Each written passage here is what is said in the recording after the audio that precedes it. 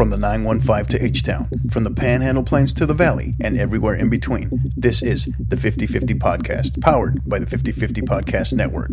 Join me, Hector Cano, as we cover the Texas high school club and college soccer landscape, along with an inside look at the college soccer recruiting scene. The 50/50 Podcast is a platform about the people and for the people who are dedicated to the beautiful game. Here we go. It's another edition of Inside Texas High School Soccer, Episode 3. I am your host, Coach Hector Cano, along with my lovely, I call him my Vanna White, right? The Obi-Wan Kenobi of Texas High School Soccer. I'm done giving him grand openings because he always destroys the openings for me, the intros that I give him. So he is Coach Rafa Castorena. Rafa, how are you, buddy? Pretty good. How are you? Always bringing the thunder. Look at him. Hey, man, great to have you. You come to us live on set, the quinceañera backdrop, as I call it, right? Live in Del Rio, Texas. My favorite set. Yeah. I love it, man. I love it. So tell us, what is it, like 85 degrees, 90 degrees in Del Rio today? What is it? Yesterday got to 80. Yeah. I think they're expecting 83, 84 this weekend. So much for a white Christmas. Right. Yeah. White dust, I guess. I don't know. White smoke. Awesome, man. Well, hey, you got there yesterday, right? You said yesterday? Yeah. Good deal. Awesome. Well, I know you'll be there for the holidays. Thank you for joining us. Really appreciate having you here, brother. And excited for today's show. It's going to be a great show, no doubt. But before we kind of dive into everything, I know you guys just had the SAFC Fancast just had a show last night. Tell us a little bit about that, and tell us what else is going on. What's new? Yeah, we had a show last night, so you haven't checked us out. You want to check out SAFC news updates, SAFC Fancast. We did a show last night. But anyway, went to the player transactions and so forth. We got some much needed offense. That's what that SAFC lacked last year. With that goalless spell they had for like God knows, it felt like an eternity. We got a fan favorite back, Christian Pirano. Kind of called it. I told more like we were going to get him back. The other guy's like, nah, we're not going to get him back. Yep. Sure enough, he's back. We stole one Ford from El Paso. I'm sure they're happy about it. I'm sure Loco excited. We get one of their Fords and a couple of defenders. And I think they're not.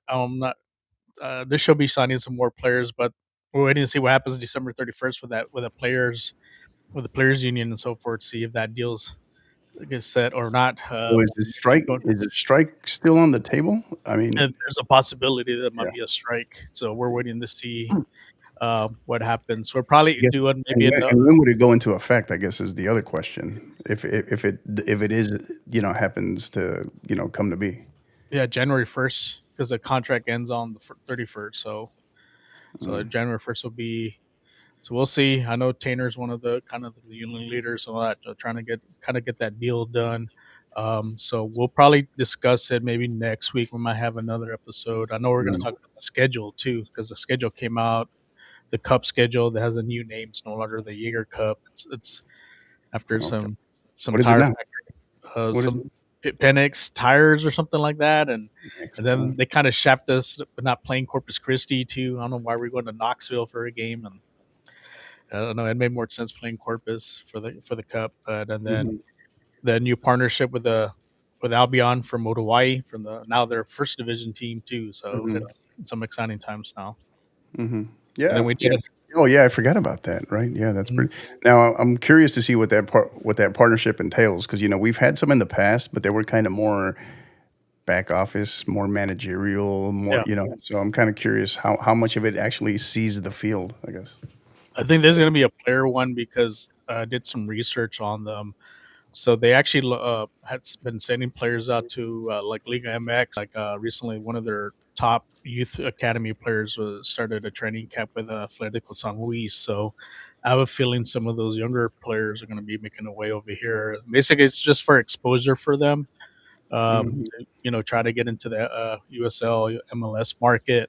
But it's a good way to kind of, plus a good scouting way. I mean, we've gone to South America, for scouting purposes. Well, that's how they got Pirano. They're in Argentina, so I'm sure they're going to hit the Uruguay market. I mean, you got some great teams like Penarol. It's probably the top most known team because of Copa Libertadores, and Fede Valverde played for them too. So Yeah, it's yeah, a good partnership with them. yeah.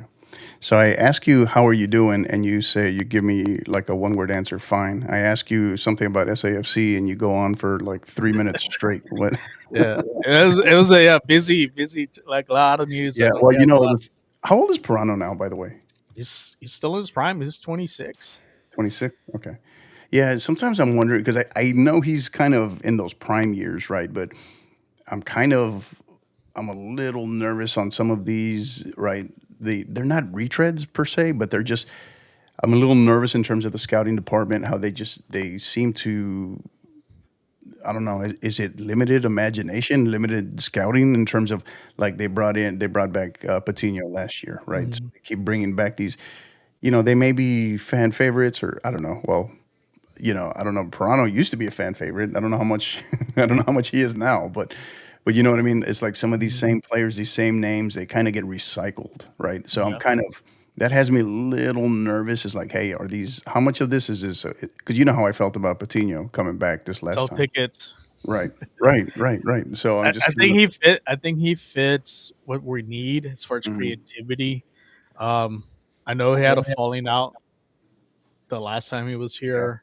I know right, Harry has his convictions about him. He was kind of worried of like, how's this going to be? Because this will be his third stint with the team, kind right, of like right, Coutinho. right, right. Um, but I think under Yamosa, you can tell the players love playing for him, and Mhm. even though we had little rough patches, but you can see that he's kind of building a good culture there, and I Yeah, think that's what I think maybe attracted at the culture that Yamosa has compared to what Morcina had. I think it was kind of like a no brainer for him to come back yeah. kind of home, So hopefully, like I said, this will be a successful season for him, and then for the other players too that we've signed as well. Gotcha. Good deal. What else is so besides the fan cast and SAFC Roundtable, news? What yeah, else? What else is going on? roundtable. We had Oh, yeah. roundtable last week, Oh, yeah, you did uh, have a. When was that? Like Wednesday, Thursday, Thursday. Thursday? Yeah. So yeah, we had Steve on. So we made our picks, me, Steve, and Harry on our for the San Antonio area districts. Yeah. Who's going to make the playoffs? And Right. I know Harry is like the person on District 36A and 29 6A too. So, Yeah. but yeah, it's going to be interesting. Like I said, some of the teams that we kind of picked and kind of went over, and you have your usual favorites, but there are some sleeper teams that I think like I'm one No one doubt. team I'm sleeping on. It's all on my dark horse, which I'm not gonna mention yet, but that I think could surprise some teams, and then Mm, and I got to go. Like I said, it's gonna be interesting how everything turns out here in San Antonio as far as going into district play. right. How some of these teams match up, what they bring Hmm. back, and like I said, a lot of these teams had great runs last year. Can they repeat? Especially like I mentioned, like Swenson Valley had a great run last year. Because Yeah. how do the Piper girls bounce back? And on the flip side of the boys, Southwest has the pressure on them. Hmm. Now they're the hunted now. And Right. can they get back to to the final game and so forth? So interesting scenarios coming up. Yeah. Yeah. No doubt. And I think that. So I mean, I haven't had a chance to see that episode yet, but dude, that episode must have gone for a while. Would you guys go at least hour and a half? That's Would you guys about go? yeah, a little bit over an hour and a half. Did you? Okay. Yeah. Yeah, because I was going to say that's a lot when you go through all the districts in the greater San Antonio area. But and you guys, I'm assuming you guys covered everything, right? 4A through 6A. Hmm. Yeah, Yeah, yeah. we did. Oh, yeah, that's a lot. But yeah, so good deal. Welcome. Big shout out to Harry. I know Harry does a lot of the work behind the scenes on the tables and whatnot. So it's a lot, man. It's a Mhm. lot to try to track and manage.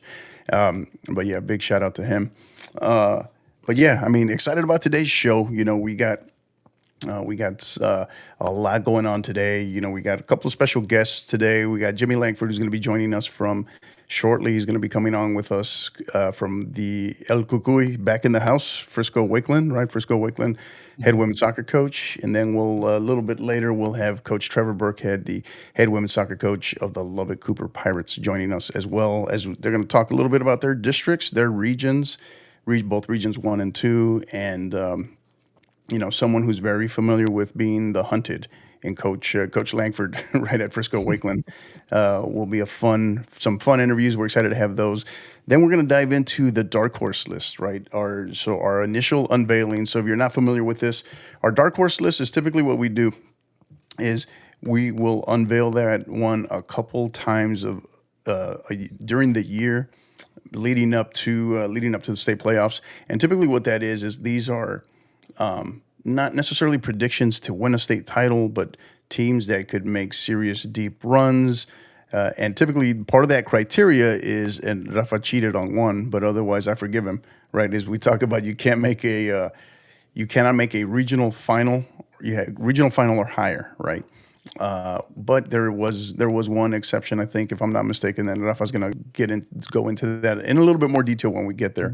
But generally, these are teams that are kind of chomping at the bit, have been knocking out at the door, have won a couple of matches in the state playoffs, and now can they make a deep run to a regional final, win a regional, or just really shake up their districts, because we got a lot of great districts as well.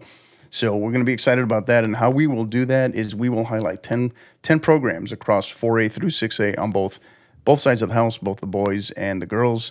And then we will wrap up with our Region 1 and Region 2 preview. And how we do that is we will not go through every single team and every single district for both Region 1 and 2, because otherwise we'd be here for about 5 hours. But what we will do is we will highlight select districts. We will highlight select teams on both sides of the house. Within certain districts, highlight some district races, and then again, we just talked about the dark horses, but there could be some potential sleepers in there, as Rafa mentioned as well. So we're excited for all of that. But anything to add to that, Coach? No, it's going to be a great list. Like I said, they're great teams, and kind of looking back what they did. Some of them surprised. Like I said, the one really kind of turned things around, and they're kind of like right there to take that next step. And like I said, and it's going to be a great list. So make sure you tune in. Gotcha. So, excuse me, just waiting on Coach Langford to go ahead and join us. But one of the things that we're excited to talk with him about is you talk about Region 2. We're going to talk about their district, but they kind of come. He's joining us from a different set of circumstances, something that's kind of almost like foreign to them. We're going to dive into that as well. So really excited to have him on here, and then we're going to highlight a couple of things with him as well. So we're going to go ahead and bring in the man of the hour, Coach Jimmy Langford of Frisco Wakeland. Coach, how are you? Hey, fellas. Good to be here. How you guys doing? Good, man. Good. Awesome. Thanks for joining us, Coach. Coach, how are things? They're doing really well. I'm excited to have a few days off. Yeah. The girls are probably ready to get away from me for a few days before we get back to it on the 30th. Right. I'm almost ready to get away from them too. As we get started here with you, I almost forgot the customary drink, energy drink. Got to open that up. So, salud, gentlemen. We get a quick drink here. My coffee cup. Oh, I like it. So, all right, Coach. So, before we dive into anything Frisco Wakeland related, right? Last year, this year, the season up ahead, anything. First thing I got to do is, as you know, I got to embarrass you and talk you up a good bit and talk about your time, your recent induction into the Tasco Hall of Honor. Tell us a little bit about that. Yeah, it was pretty exciting. I mean, to go into the Hall of Honor with all the quality coaches and the great people there, the people that started the game, that have been a part of the game so much, it was quite an honor, and I really appreciated it. But as I said in the deal, you're not there with all the players and assistant coaches and everybody that's been in your life. So, it's a shout out to everything I've done, but as well as everybody that's contributed to that. So it was pretty exciting. I mean, to have my family there, my mom there was my first coach, my wife. Mm-hmm. It was really just a share with everybody that's been a part of that journey for the last almost 30 years. And to culminate it there, and I'm still going, but it was really a special night for me and a special night for my family. Yeah, no doubt. And it was it was one of those things where, of course, as much as I wanted to be there, I was trying to get there. I got tied up with some logistics with the podcast there at the at the convention. Then I had a couple of interviews that went long, which was, I mean, in the grand scheme of things, it was a good thing. But I wanted to be there. Tell us a little bit about not the people there, but tell us everything leading up to that night in terms of your speech. Were you a ball of nerves? What was that like? Yeah, a little bit. You know, as a teacher, y'all know we get used to talking in front of people, but when you talk in front of your peers, especially a lot of the legends that have come before you or been there, or people who've been in the same place, it was a little bit nerve wracking. And I swore I was going to shorten my speech and go pretty short, but I think I went on a little longer than I wanted to. I wanted to share some stories about kind of my journey with players and things that happened, and basically it was just kind of to relate that there's a lot of things happen in life, and it's how you react to it. You can't change the things that happen, but how you react to it, your team will react to that. And Yeah. if you get nervous or get flustered by stuff, then they will. But if you tell them, it's okay, we deal with it, those things really matter. And I think that's important. It's something I kind of try to relate in the speech. And then a lot of thank yous and a lot of tears. But just writing the speech, it took me probably 2 weeks to get it to where I really wanted it, and I still don't know that I ever got to it. Right. But it was fun to do it, and I think I went off script quite a bit.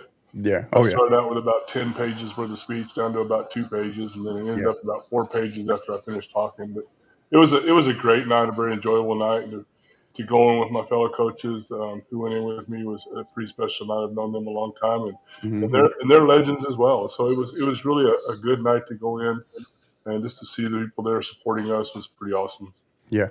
Yeah. You hit the nail on the head, right? Talking all the time as educators, as coaches, we're used to being in front of big crowds, lots of people. But when you're in front of your peers, right? Um, I don't know. I've gotten. I could only imagine, right? I talk for I talk for a living right in front of this thing. But when you're doing it in front of your peers, people you highly respect, and then the emotions kind of it's hard to. Yeah, I could imagine for sure.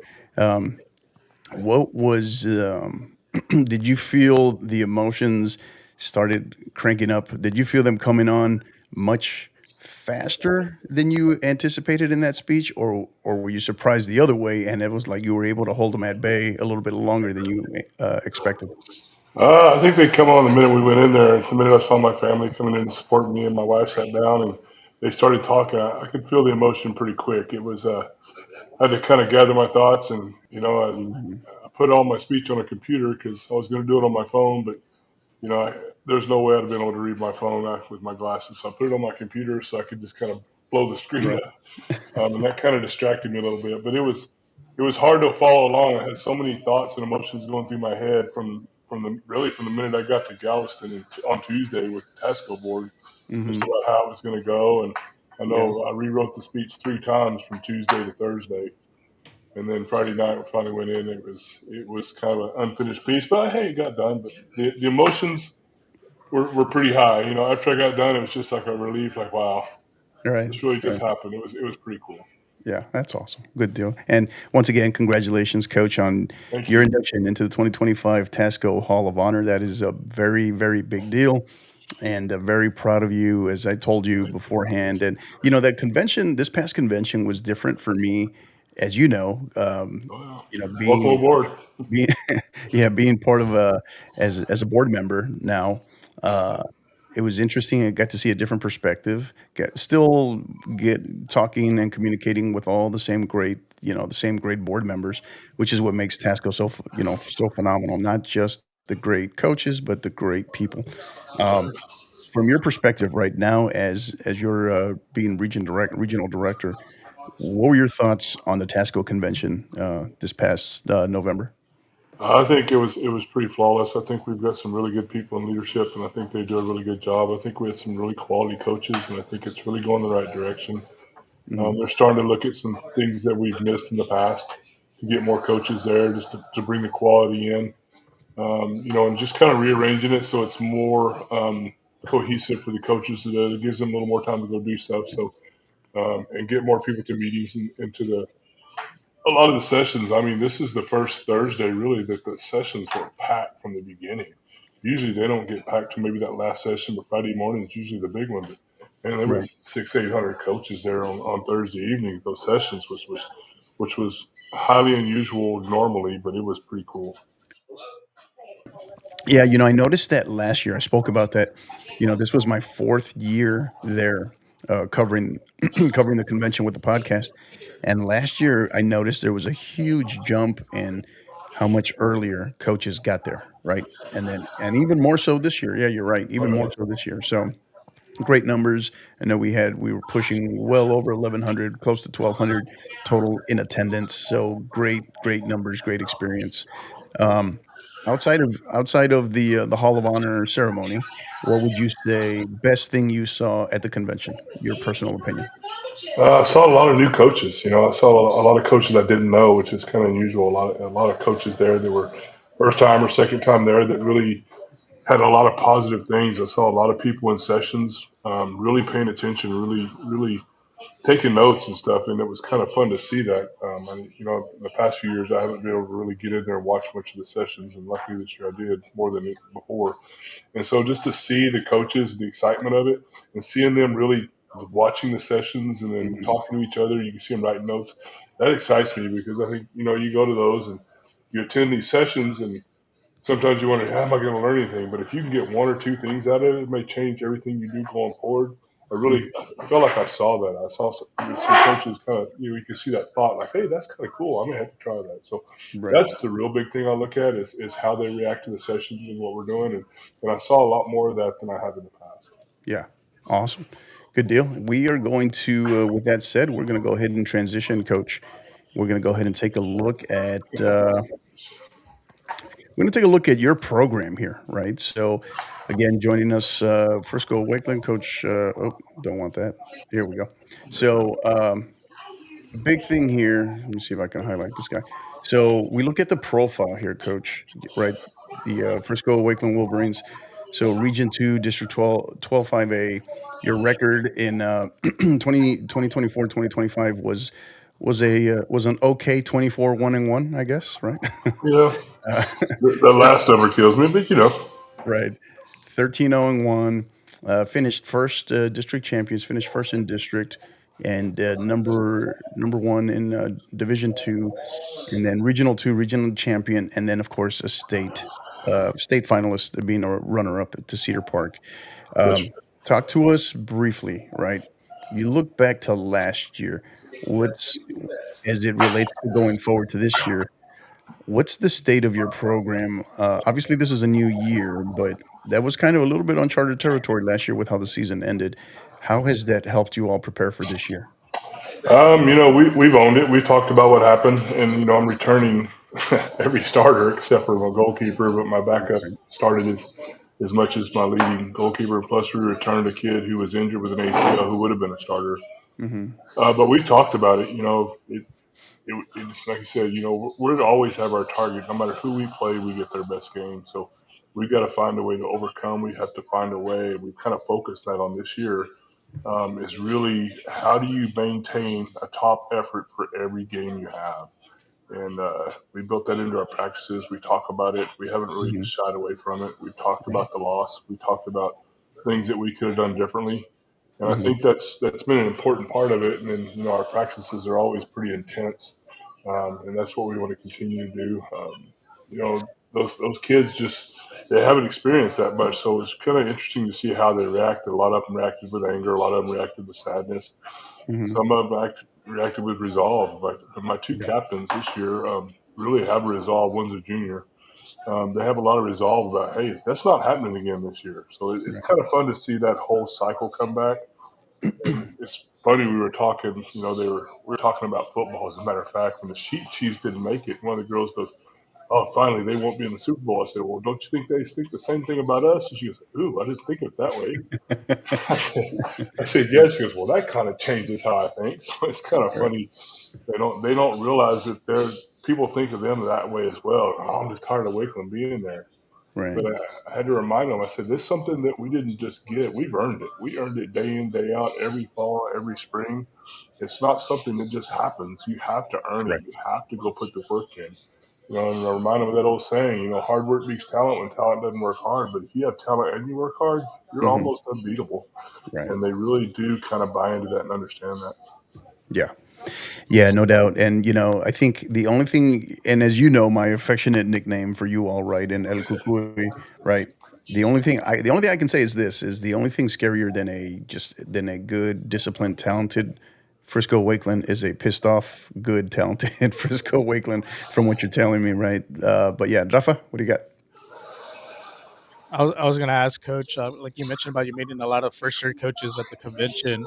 Uh, what advice would you give to those to a first year coach about building a winning program, a winning culture there, since all the experience that you've had?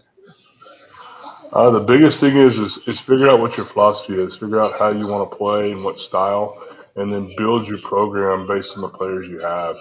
A lot of them try to force players into a certain system or a certain way of playing, but if you got to build your system based on the players you have, and then really research your systems and find out why that's the system you want to play, and then teach them the game. The biggest thing is find assistant coaches that understand what you want to do, and teach those kids how you want them to play. Because we talk about it all the time. We have forwards and defenders and midfielders, but we're soccer players, so we can adapt to a lot of different situations. So teach them the game. I think a lot of times in club they don't really teach the game; they teach a system. And so these kids they get put in a different position. Um, because the high school we give them 5 days a week for 7 months. For club they may only get 2 days a week plus games. So we have the luxury of really starting to teach the game and just teach the game, know the game, teach the game, teach those kids how to play, and build your systems based on what you have. Don't force them into a system that they're not going to be successful in. And success is different to a lot of different people. A 3-win season it might be a huge success, or a state championship might be a success, but you have to know what success is going to look like, and have your kids buy into that, and they will eventually buy in and get better and better and better because they'll run through a wall for you if they believe in you. And so that's a big thing. It's just Right. to know your kids and know how to build it. Yeah, yeah, no doubt. And we look ahead, Coach, to 2025-26 season. Obviously, we're on the we're on the verge of starting the season officially. We're pretty much wrapped up with scrimmages for the most part. Um, We're you done you with flu season, I hope. you return, you return 14 letter winners, including 10 starters. Right? Again, Correct. scary. Right? Scary from your program by your standards, and you have 7 committed to play D1. So how do you manage that with everything from the lessons learned from last year to what you have coming back to the amount of talent that you have on the field? I know there's some coaches who would say, "Hey, that's a luxury, right? That's a good problem to have." But how do you keep them focused? How do you keep them hungry? Uh, you really have to look at what you're going to do because these kids have been playing for so long that you have to be real careful of burnout. They come out of a lot of club. They're about to go to college. There's a lot of distractions, so really have to keep them focused. Really, the hardest part is getting our younger players because most of those kids are seniors. So make sure we're getting our younger players playing time to get ready for next year without the older ones getting mad because they're not playing. So it's just really a juggling kind of thing. So you really have to work on, and they have to understand why things happen the way they are. But there's a lot of talent, and with a lot of talent comes a lot of other issues. About playing time and different things like that. So in a way it's a luxury, but it's also you really have to manage personalities, and you really have to manage a lot of things that go on during the week when it comes down to the games. And so it becomes a juggling act about how much time do you get them? Do we keep them fresh? Do we make sure we're fresh when we go in the playoffs? Which luckily we had that luxury at Wakeland. We have a lot of kids that can come in and give minutes so that we don't we're not playing every kid 80 minutes twice a week, so we can be a little fresher for the playoffs with this year, even more so than last year. Right, Rafa. So you mentioned about like this other you're developing the younger players. What advice would you give to a player that maybe is going into a situation that has a lot of returning lettermen and seniors? What advice would you give them that? Work hard. Make it impossible for the coach to pull you off the field. I tell my kids, I said, when you go in a game or you go into a practice, impact the game, impact the practice. Make me notice you. When I notice you, then it becomes a deal like, oh, I got to have that kid on the field. And I had one last year. I mean, I had a freshman. We kind of brought her into the varsity and started seeing her in practice, and it's like, dang, this kid can play. And next thing you know, she started every game for us at center back as a freshman. Impact the game, impact everybody else, and so that way you can't take me off. And if you do, it's because I get a 10-minute break. So the harder they work, the more they impact the game, the more they'll notice. And I have a lot of kids that come in. What do I need to do better? Make me notice you. What does that look like? That's going to be up to you. It's going to come down to you have to be better than the person in front of you, or you have to take minutes from that person. So you don't get that given. You have to take it, and that completes that competitive nature in the practice. It completes that competitive nature in the games, and it pays off year after year because those kids are competing. And in the fall, we practice all of our freshmen, all of our JV and JV2. They all practice with the varsity.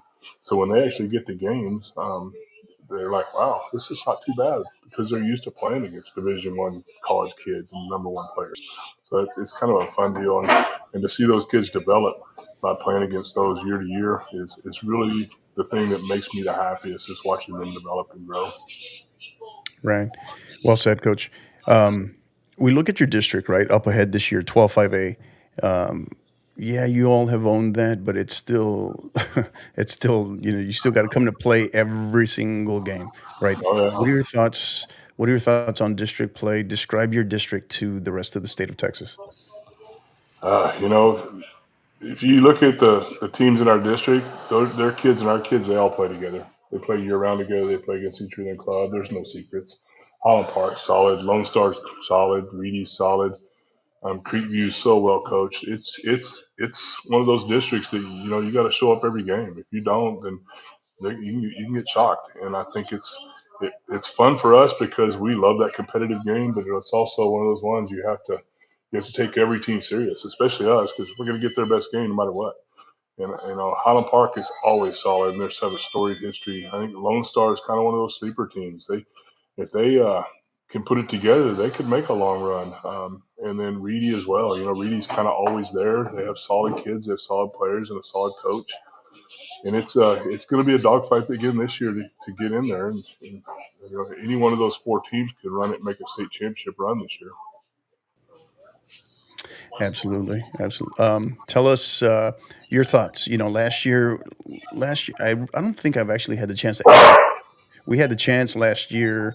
It was a historic season, right?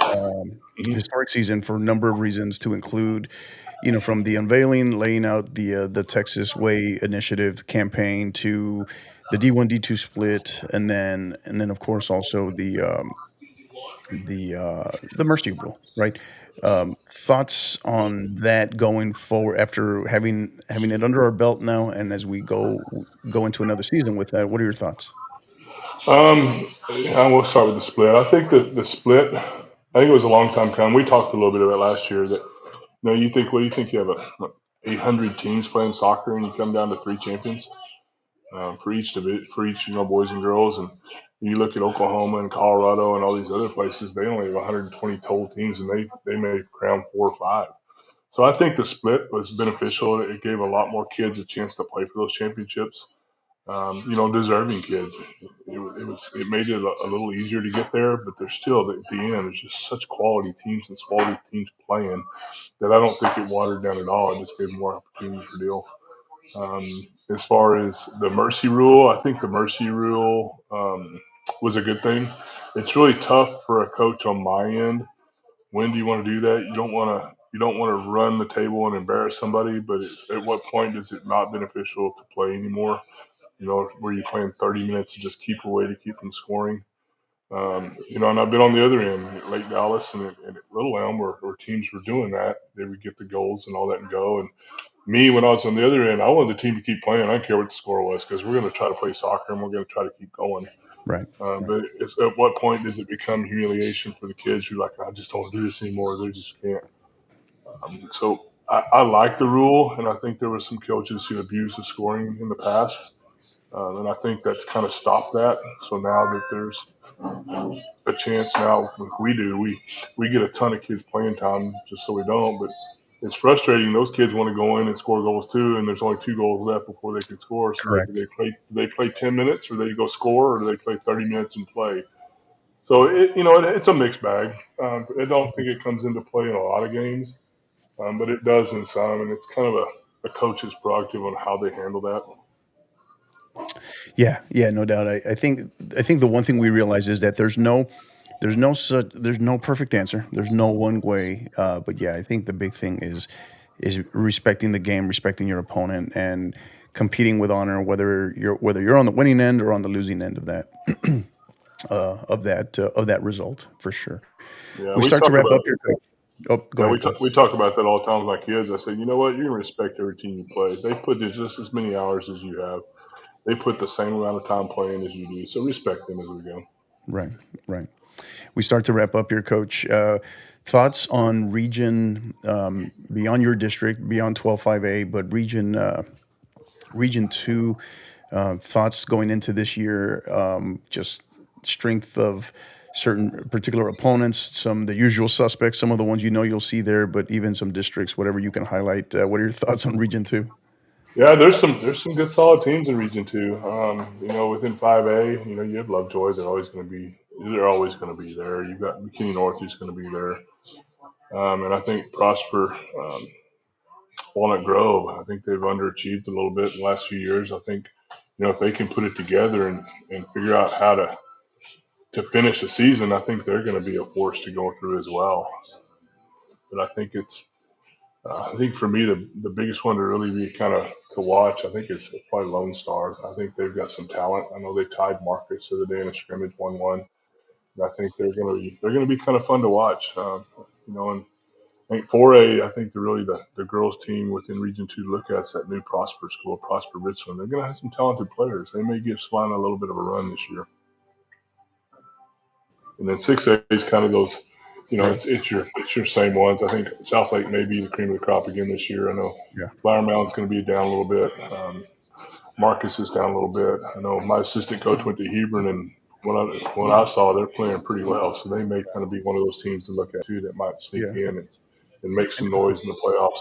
Yeah, interesting. And final question I got for you, Coach, is my understanding is with the recent realignment cutoff numbers, it sounds like Frisco ISD finally has their first 6A, right, incoming. Yes, Thoughts on sir. Yeah, those 6A schools can't refuse to play us anymore. They got to play us now. Yeah, I mean, our school's a little bit devastated right now. I'm kind of excited. I mean, hey, we're going to go compete no matter what we do, and now hmm we get to compete against in a different division against some different teams, and so Yeah, we see the same teams over and over and over in 5A. Now we get to see a few other teams, and they're probably not happy about us moving up. I know 5A, they were probably throwing a party now that we're leaving. I know the Frisco district was. And Highland Park's like, hell, thank God they're gone. So we'll move on to newer and better things, and we'll go compete and do what we can, and hopefully just as successful in 6A as we were 5A. I know the kids are excited. A little right. nervous, but they're pretty excited. We've been Yeah, playing 6As for the last 4 years anyway, as much as we can. So it's not going to be a new competition. It's just going to be day in, day out a little higher. We won't have yeah, the other games, but it's pretty exciting. yeah. Some of the other sports are a little scared, but girls soccer, we're excited about it. Right. Yeah. I finally got away from you. I finally left 5A and now here you come joining. I go to 6A and now here you come. Right. So no, all good. All good. I know I'm just following you around. you guys will make a seamless transition, no doubt. Women's soccer without a doubt. So we are talking to Coach Jimmy Langford, the head women's soccer coach of the Frisco Wakeland Wolverines and also 2025 Tasco Hall of Honor inductee. Coach, really appreciate you. Thank you for everything. Good, I guess. Good luck, right? You guys just Yeah, such high standards, man. You guys are just gonna get it done. But hey, as you make know, you luck.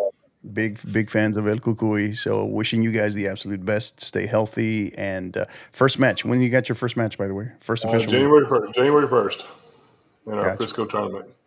And then a Gotcha. big one on the horizon. I think that we're in Georgetown. We're playing A&M Consolidated our first round down there. That'll be a good one. Ooh, nice. Now, what weekend is that? Is that the second or third weekend? Third weekend, the 15th or 16th, whatever that week. Yeah. Oh, Whatever that I might Thursday see is. you. I might see you then. I'll be down there as well. Oh, I'll yeah, be down. that'd be awesome. Yeah, I'll be down there with my girls. So yeah, for sure. Really appreciate you, Coach. Thank you for everything and all the best. Happy, Merry Christmas, Happy Holidays, and see you soon. Merry Christmas. Hey, good luck to you as well, and love what you guys do, and keep rolling. Thank you, brother. Coach. Appreciate you. Take care, Coach. Bye bye. Coach. All right, he is Coach Jimmy Langford of affectionately known as El Cucuy, Frisco Wakeland. Really appreciate Coach for joining us. Big fan of just him, Coach Holt, how they do things over at Wakeland, just their culture, their standards, their expectations. I mean, the gold standard. and I think that was his third appearance, I think, on the podcast. So, thoughts on what he had to share? Anything, Coach? I had some great insight as far as upcoming season, what they learned from, I know that was probably like I said, to lose on the final was probably the most heartbreaking one of any playoff game. Losing the Right. last one means probably, but I'm sure, like I said, they have the talent back, they have the numbers back, and I'm sure there's kind of lessons learned. And I think their focus, I think having that little chip on their shoulders, probably extra motivation to get back, I know. to that spot. And if I'm on the other teams in that district, I'd be a little nervous, because like I said, I know they have the target on the back, but I think they have something to prove. Right. And like I said, right off the gate, they got A&M Consolidated, which I'm sure that's gonna be one heck of a game. If you're out down there in Georgetown, yeah, that's gonna be one heck of a game. Yeah, and as I mentioned, a ticked off Frisco Wakeland is not a good thing for everybody for everybody else. So, excuse me. But that is going to do it again. Thank you for Coach Langford, and we are going to transition here. We're going to bring on our next guest joining us. He is Coach Trevor Burkhead of Lubbock Cooper Pirates, the Lady Pirates. Coach, how are you? I'm good. How are you guys doing? Hey man, how you doing? Excited to have you here. Thank you. Before we dive into everything, just how are things? What's going on? Tell us what's going on. Good. Just like every other coach, taking a little break from high school soccer. Also taking a break from club as well. So it's nice to just kind of relax, not have too many responsibilities. Right. Any plans for the few quote unquote days off that we get before we get right back to it? Any thoughts, plans, anything? What do you got going on? It's one of those you talk about going home and resting and all that, but a lot of to-dos around the house, clean out the garage, try and get that early for winter coming, which I don't know if it's going to come. I think it's 75 degrees here in Lubbock right now, so Yeah. might not have to even worry about getting that second car in the garage this year. I was going to say, you guys, the plains and the Panhandle, you guys get a little bit of a different different weather up there, right, during the winter. So it's 70? That's what it is here right now where I am. 75. It's 75 up there right now. Yeah, which, like you said, here it could be 75 today. It could be 50 and windy tomorrow. It could be snowing the next day. That's our bipolar weather here for sure. Yeah, you get that. I try to explain to people not from Texas all the time that part of Texas basically gets Colorado weather, right? So, but not that we are here to talk about the weather. We're here to talk about your Pirates, the Lady Pirates of Lubbock Cooper, and we're going to go ahead. We're going to bring up your profile here, Coach. But as we do that, kind of want to have you share with us your thoughts on. Let me make this. Bring this up a little larger here. All right. Your thoughts. So we look at the profile here, Coach. So Region 1, District 3, 5A, 2024-25 record 11-5-6, 9-3-4 in district, finishing fourth in district, and the number two seed in the D2 division. And you were area finalist, winning a by-district championship in that process. And then, of course, you return 5-letter winners, and then, of course, you were able to keep your entire coaching staff intact, which this day and age is a bigger deal than I think people realize, right, in terms of continuity. So you look back at last year, how has that helped shape you all in preparation for this year, Coach? Well, last year I'd actually been in the girls' soccer period the first 9 years I was here. So I knew the girls already, so the transition was definitely easier than most when you get a new head coaching spot. But want to come in, kind of bring in your style, your system kind of thing. And so it took a little while for us to get it, but I feel like we started to get it towards the end of the year. And I don't want to get too ahead of myself, but I'm kind of having to do that same thing again this coming season. Right. A little bit of a rinse and repeat to a certain extent. Now, was that expected, Coach? Was that by design, or did that kind of sneak up on you and surprise you a little bit at the end of last season, going into this year?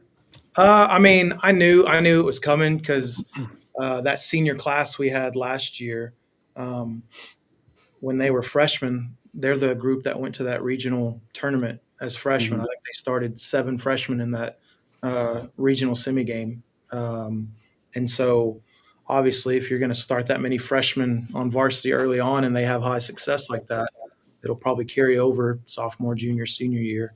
So, and to be honest, one of our girls, she graduated early and went to A&M early. Mhm. So that would have been because we had 9 seniors start last year. She would have made it 10, and then I had another one that she tore her ACL in one of our first tournaments. So we easily could have had one of those teams that have 11 seniors starting. So it was one of those we knew it was going to happen to us coming into this year. Yeah. Rafa? Coach, going into this year's district play, I know you got some heavy hitters there in the Panhandle area, especially like Amarillo High. How do you guys look? How do you see yourself for 2026? Yeah, it's going to be tough. I mean, we have a pretty big district, nine team district, and like you said, Amarillo, they're going to be one of the top teams in this area every single year. It's kind of like a reload every year for them. And Tascosa, I know for me, people don't know them well. Like they could easily be a dark horse going in this year. They have a really good coach. He's a very organized coach. His girls know exactly how um, he wants them to play. And even Monterey, I mean, just those 3 alone right there, those have a good chance to be your 1, 2, 3 this year. And again, a district, you never know what can happen on a Tuesday or Friday night. Even if on paper, game's supposed to go a certain way, district is district. Right, no doubt.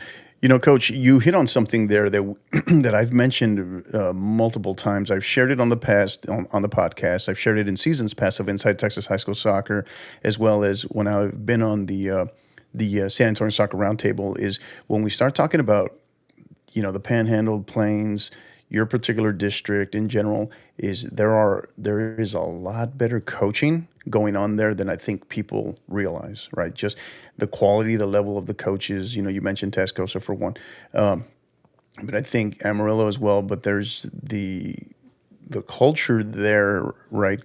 There may be a particular style of play there, but the coaching, I think, is just sneaks up on people, and then they start to realize once we get into the state playoffs, it's like, oh, there's a certain style of play here, but there's also quality coaching. Expand on that a little bit if you can.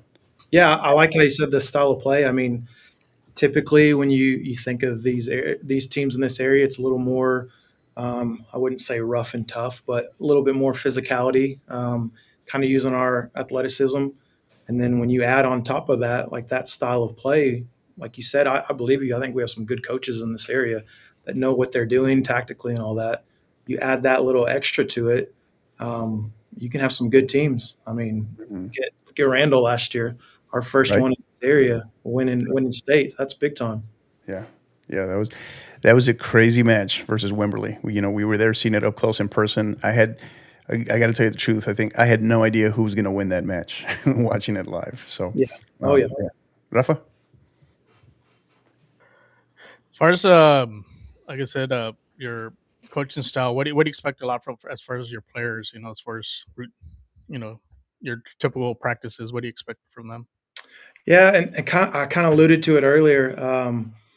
This year, it's a little different dynamic for me, which is kind of fun, exciting. Said we have 5 girls that had any kind of varsity minutes last year, and currently only 3 of them are playing right now.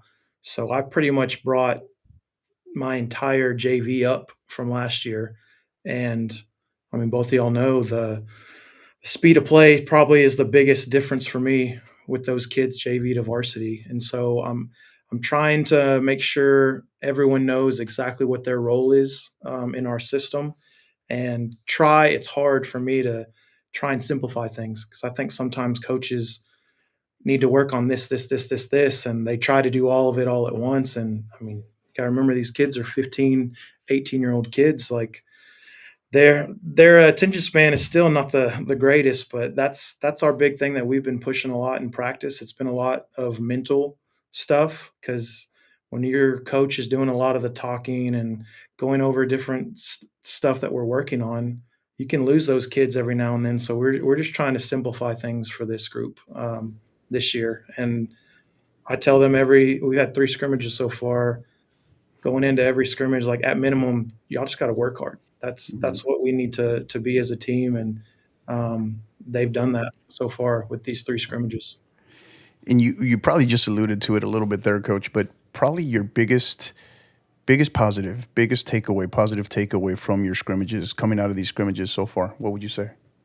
Like I said, this is kind of a new system for a bunch of these girls, and I mean, you always want to get better each game, and I feel like we've been doing that. I'm just naturally a pretty big defensive-minded guy, and I think we've told the girls we want to be a team that is hard to break down. We want to be a team that people don't want to play us, if that makes sense. And that doesn't mean we're going to sit back 10 inside the box kind of thing. We just want to be very secure, very organized. And again, with this young group, they're very green, but they're very willing to learn. And they've been doing a great job so far. Good deal. We're talking with Trevor Burkhead, the head women's soccer coach of the Lubbock Cooper Pirates. Coach, you mentioned your district a little bit, but we look beyond the district. Tells Region 1, I mean, 5A, 6A, 4A, it doesn't matter, but I think particularly 5A and 6A, right? You start talking about Region 1. If you can survive Region 1, you have a serious shot, right? When you start talking about a state semifinal and then, of course, a state final. Talk to us a little bit about Region 1. Yeah, like I said, I think we have I'm biased, but we have a pretty good district. Said all 4 of our teams, we were the one that went out the earliest in the area round, but the other 3 made it to what is it now, the regional semis? Is that the 3rd round now? Correct. Yeah, regional semis. But that District 6, especially those top 4, that district to me, those 4 are crazy with Argyle and Grapevine, Colleyville, Birdville. That's always to me one you have to look out for. I mean, Grapevine was 4th place in that district and still went as far as they did. So that one to me is a district to really look out for as well. And last year, I mean, it's always hard for me to evaluate El Paso because their range of teams can go from here to there. But Stephanie over there at Del Valle, she's a really good coach and she knows what she's doing. And they're another team I think you can kind of look for as well. Yeah, no doubt. I think when you look at the landscape of Region 1, really easy to not forget about, but just be uncertain of way out west, El Paso, right? But they're going to have a say, right? They're definitely going to have a say in Region 1, whether it be the 4A, 5A, or 6A, just because of, and like I said, they're road warriors, how they travel as well. So they're used to that as well. So no doubt. And shout out to Coach Sazo as well. And we start to transition here, Coach. Your thoughts, this past year, a historic one from the D1, D2 split to the the Mercy Rule. Whether you had experiences or talking with other coaches, what are your thoughts on that as we go into another year with those in play? Right. The Mercy Rule, it can go either way. And I've been a guy that's early on, especially been in that spot where Mercy Rule, I want a Mercy Rule kind of thing. And then on the other side, it's tough because you're going against these teams and those kids have worked just as hard as you and they want to play a full 80 minutes kind of thing. And then same thing, let's say you're getting close to that mark. And so you get to rotate some kids in and stuff. And I remember back in the day before that Mercy Rule, usually if you were up on a team like that, we'd work on possession, slowing it down, all that kind of stuff. So now if you're rotating kids in, I mean, sometimes those kids that aren't getting as many minutes, they're going to want to go in and go all out, and you can't blame them. So correct. I kind of see both sides on it. I still think it's a good thing, and I think they got it right with the timing of it and the total of the goals. So I definitely think it's good for our sport. It's not a bad thing at all. And one final question, Coach, as we start to wrap up here. I asked Coach Langford about it as well, so I'll ask you, right? So on the horizon, right, we're a couple of months away from February 3rd, upcoming realignment, right, 2026 through 2028 cycle. Your thoughts on that when you look at the landscape, how it's going to impact Lubbock Cooper, and just your thoughts in general. You look at the landscape, Region 1, what have you. What are your thoughts? I will say West Plains was the one I was looking at the most, because I think if they would have moved up and been 5A, I think we could have seen an all Lubbock district and a all Amarillo district. But with them, with those numbers, I'm pretty sure they're staying down at 4A. It depends on how they want to do it. I've seen different things, and this is the one I think will happen, where we have the two new friendships are going to be joined into our district, and we'll take out Plainview and add those two schools. So we could easily have a 10-team district next year with us, the 6 Lubbocks and the Amarillos. But you never know. They could move Wichita Falls to Amarillo and Abilene with us. I would prefer not to have a 10-team district next year. Right. I remember doing that my senior year of high school. We're in a 9-team right now, but even adding those two friendships, that would be, to me, automatically one of the toughest districts in 5A next year. Yeah, absolute grind. Rafa, got any final questions, thoughts for Coach? Just asking about the districts and so forth. Do you think maybe in the future, or how do you feel about maybe splitting a D1, D2 in the districts? I know we have it already for the playoffs. What do you think about that? I kind of like it. I think it all depends on travel, because it's easier to do that split once you get to playoffs, because you're going to be traveling anyways. But for me, I'd prefer it. If I know I'm gonna be a D2, I'd rather go D2. And it's always hard. I know the reasoning why behind it. It's supposed to kind of add some teams, maybe make it a little easier. But for us last year, our by district, we were D2 last year for Cooper, and the top 2 teams in our by district were the 2 smallest teams.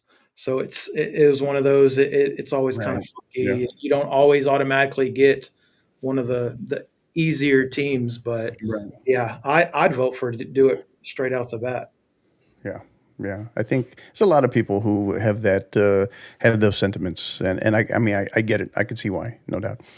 We are talking with Coach Trevor Burkhead, the head women's soccer coach of the Lubbock Cooper Pirates. Coach, I really appreciate your time. Thank you for coming on. Thank you for joining us. Wishing Merry Christmas, Happy Holidays. Wishing you the absolute best of luck. Tell us first match of the season. Who do you have up and when? We have the New School Friendship Memorial. We have them on the 30th before we head to our first tournament in Abilene that weekend. Yeah. That'll be interesting, because you're definitely not sure what what you're gonna get, right? Exactly. Yeah. Good deal. Final thoughts, Coach? Any shout outs? We normally refer to this part as stoppage time. Shout outs, thank yous, anything that's on your mind as it relates to your game, our game, your program, anything. The floor is yours. I mean, you caught me off guard here. I'm trying to think. I got so many different things I can say. I am excited. As y'all know, soccer in the nation's getting bigger and bigger. I think the World Cup always helps with that. So that'll be exciting. I know we still got another, how long is it? 6 months to go, but just that right there, I think soccer is getting bigger and bigger. And even in our small little area I know we call it West Texas, even though for some reason I think West Texas is El Paso, but I'm excited to. Don't get me started on that one. Yeah, you have no doubt. I'm from here, and I still disagree with it. But I've heard people from San Angelo and Abilene call it West, or San Angelo, at least West Texas. I was like, what? But But yeah, just enjoy the rest of the break. Everybody needs a good reset, kids especially. And soon as we come back, we'll be ready to go. All right. He is Trevor Burkhead, the head women's soccer coach of Lubbock Cooper Pirates. Coach, Merry Christmas. Thank you for joining us, and all the best this upcoming season. Thanks, guys. Merry Christmas. Take care, Coach. Bye-bye. Good deal. Thoughts on what Coach had to share? A lot of great info, insight on the Panhandle area, I know with Yellow City Soccer too. Like, so make sure you follow them too as far as updates with Right. Panhandle. Like I said, they're starting to kind of turn that leaf and be starting to get some really good teams. Like you saw what Canyon Randall did last year, and Amarillo High, Lubbock Monterey. Like I said, those teams are starting to evolve and become more competitive. And I know they head out east for the Dallas area, for pre-district games, like getting them prepared because they know they're going to see those top-notch teams from the Metroplex to get them in order for them to get to Birkenbach there in Georgetown. Yeah. Yeah, I know he's got his work cut out for him. Also, the district that they're in, but I know he'll have them ready to go. They've definitely established. I mean, that was a program that was already trending in the right direction. He stepped in last year was his first year, and yeah, definitely in the right direction. So, all right, Coach, it is dark horse list time. Are you ready? Yes, sir. All right, we're gonna get started. So, gonna open it up with the. Go over here. So actually, let me go full screen here for a second. So our unveiling here are girls soccer, women's soccer, the inaugural 2025-2026 dark horse list here, and how we do this again. So 10 teams, regardless of classification, and I'm going to let Rafa go into detail on these as to why. We're going to start with the 4As, Coach. We have Canyon Lake, Bullard, Lorena, and Godley. Take it away, Coach. Yeah, so for 4A, like I said, these are my 4 dark horse teams for the girls' side. What can you say about Canyon Lake? I think they're knocking on the door. I know Wimberley and Davenport has been, like I said, they were the 2 teams that made it to the final from their district. But I think Canyon Lake is going to come in and probably be that little curveball in that district that could knock off. And like I said, I know they got to the final versus Wimberley. I have a feeling that they're just like I said, I think they have a chance to get into the Final Four, to get to state semifinals, and maybe even to the finals. So keep an eye on that for Region 4. Same thing with Bullard. Bullard had a great season too. I think they're an up and coming program that's really kind of established themselves in East Texas, and I think I wouldn't be surprised, like I said, if they end up winning their region. Lorena too. Like I said, I know a little shorthanded. I know they got Salato's in that that region, and that high octane offense that they had. But I think Lorena's. I think they're kind of nibbling on them. They're on their heels there. So keep an eye on them. And then I know you mentioned about this team because I know you've seen them in the past. Is Godley. Godley's going to be one of those teams that really keep an eye on. I think they're going to have a breakout season coming for 2026. Yeah, no doubt. A lot of people, man, are big on Canyon Lake this year. I've had definitely one of the most talked about programs I've spoken about in 4A. So it'll be interesting what they can do in Region 4. Of course, knowing that they have their great rival in Davenport in their own district, right? Great district, as well as Wimberley, right?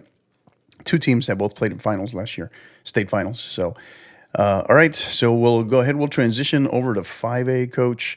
We got Montgomery Lake Creek, Red Oak, and Argyle. Take it away. So Montgomery Lake Creek, like I said, another great, because of one of the newer programs. They had an excellent season last year. They lost to a really good Barbers Hills team. Like I said, they went 3 deep. Really keep an eye on them. I think they could be one that's gonna kind of play similar in that region. Red Oak too. They year in year out. They've been kind of a very consistent team in their in Region 2, and like I said, they're in the. I know the Frisco schools are in there, but that's one team that kind of keep an eye on. Because if they're going to challenge the Frisco schools, it could be Red Oak. And same thing with Argyle. Argyle, another great team from Region 1. I know Coach mentioned about them in District 6. Like I said, they've been kind of knocking on the door. Just kind of fell short the last few years, but I think they could be in for a great season this year to get to Georgetown. Yeah, interesting. We talk about a very new program in Montgomery Lake Creek, so a lot to see is like, hey, what will be, right? What will evolve? Where are they at? Is this a year where they take another gigantic step forward? And Red Oak, a program with some tradition, with some history, have definitely been in the mix in years past and hit a little bit of a just, I guess, a rough patch, if you will, just off the radar last couple of years. But glad to see them on this list. And then, of course, I agree with you 100% in Argyle. And then that takes us to our last three, which are our remaining 6As in Katie Tompkins, Saxe, and Lake Highlands. Coach. Yeah, so Garland Saski's been one of those teams that have been on their kind of on the radar now. They've really established themselves these last couple of 2 years. Like I said, they fell short last year against the Woodlands. Um, region, like I said, Region 2, you have Dallas and Houston mixed into that. I guess that you got some top notch teams in that that that area. So I think they have a good chance. I think this year to challenge and maybe kind of punch their ticket through to the Final Four. And the same thing with Lake Highlands. They've kind of been, like I said, kind of on the on the doorstep. They're getting there this year, and I think this could be the year. I know District 5 and District 6 been kind of the two kind of been running the roost, but I know there's some good teams in District 7, which includes like the Lake Highlands. I think they could be one of those spoilers that gets in and sneaks in and gets to the final, especially like how Coach Lanker mentioned about some of those teams in District 6 kind of a little having down, not saying rebuilding years, but just a little not as experienced as they were as like they were last year. Yeah. These are all programs, particularly Saxe and Lake Highlands, just always in the mix. Their names are always just floating around in there. I know they've been in your RPIs in the past, right? So yeah, definitely forward to what these programs will provide. And then, of course, you talk about Jared Shipman and Katie Tompkins. I think they're gonna. I think Katie Tompkins is. I think you hit the nail on the head there. I think they're primed for a very big season this year. Men's soccer side of the house, and here we start off with three 4As in El Campo, Nevada community. I'll let you speak to that one a little bit more. And Bridgeport, Coach, thoughts? Yeah, so you got three programs that they're not really well known for soccer, but now that they're becoming established programs. They're making great strides each year, improving each year. Like I said, El Campo out of like I said, Region 3. They had an excellent season last year. That's a team to keep an eye on. And then Nevada community, not really known, up there in kind of in the Dallas area. I know, the Solana boys are kind of been one of those, the top teams in there. You had Panther Creek and so forth, Carthage. You have Kilgore, Kilgore, and also Palestine. Those are kind of the ones that have been no one's your usual suspects, but the Nevada community has really kind of built a really great program. And then out of Region 1, you have Bridgeport. Another great season for them. They're up and they're rising. I know with Sanelli, been the dominant team in Region 1, but Bridgeport had a really great run this year, and I think they have an opportunity to go deeper. Yeah, great programs here. Excited to see what they can do in 4A this year. We transition to 5A, and then you have some names we're familiar with, some programs we're familiar with in Brownsville, Porter, A&M Consolidated, Mesquite, Poteet, and Saginaw. Thoughts, Coach? So Brownsville Porter, actually had the pleasure of watching them play this past Friday, and I think they're going to be a team to really keep an eye on. I know it was a scrimmage, but they did have a 1-0 win over state finalist Southwest. And then they went toe to toe with a TAPS 5A state champ, Central Catholic. The talents there, they can well coached team, can touch the ball, lots of speed, very physical. I know that last year they were in the Division 2 section of the playoffs. Really keep an eye on them. I think this is a year that we see a Brownsville team finally break through and get back to the Final Four. A&M's and Consolidated boys. I know the girls get a lot of the recognition, but the boys are starting to make some noise. So, and I think this year they could be the one team that really keep an eye on out of Region 3. And then Mesquite Poteet, like I said, the year they had last year, I think they're up for more bigger things this year. I know they'll fall a game short, but I think this year they really kind of have an opportunity to kind of get out of that region as well. And then Saginaw's not really known for as far as with their soccer program. And last year they really kind of upended some teams in the playoffs, and and I think this year they can build upon that. And that region one, like I said, it's a difficult region, for like I said, for 5A, and for them to like I said, they finished second in their district, but like I said, they had some great wins. They knocked off Bel Air. They beat Burgess. Right. They lost to a close one to Highland Park. So I think they're going to be a team on the kind of the watch for this coming year. Right. Yeah. What they have coming back, the continuity that they have, that'll be an interesting piece. They're an intriguing program for sure, especially after what they did on the heels of what they did last year. And then our final three, Coach, all 6As, in Katie Taylor, Bridgeland, a program that I've been big on for a while, and Coppell. Final three thoughts, Coach. Yeah, so Bridgeland, like I said, I know the girls have really, like I said, have established themselves, but the boys, what they did last year, like I said, they had a great run, through the playoffs, and they lost to the eventual state champions, Klein Kane, but I expect them to, to really make the mark and maybe challenge Klein Kane this year for the, for the region. Katie Taylor too, same thing with them. They Seven Lakes, like I said, they had, like I said, that the run they had, but I think Taylor may have the talent enough to kind of knock them off and end up winning their district, and that Katy district's very brutal. So, like I said, but I think they're battle tested to go. And then Coppell, I know the Coppell boys have a history, storied history as far as the program. A couple years ago, like I said, they missed the playoffs. Last year they bounced back and just fell a little short. And I think this year there's an opportunity maybe for them to get back to Georgetown. Yeah. The question, you look at Katie Taylor is like, do they have everything?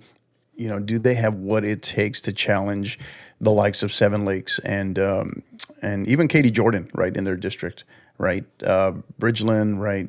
You talk about them. Again, kind of similar, like a 6A version of Saginaw, what they were able to accomplish, how far they were able to go last year. On the heels of that, how they can follow it up. And then Coppell, of course, tradition, history.